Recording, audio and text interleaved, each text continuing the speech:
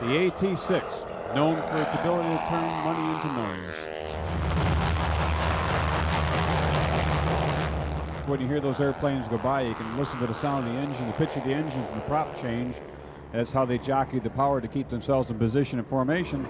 And then when you hear the rapping of those propeller blades, that's the tips of the propellers going supersonic.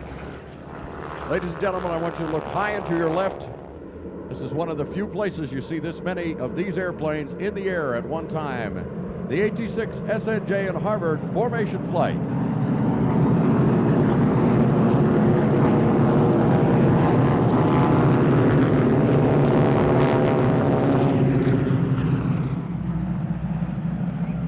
They have rearranged the formation. If you will again look off to your left, it looks just a little bit different this time. Check it out. How about it?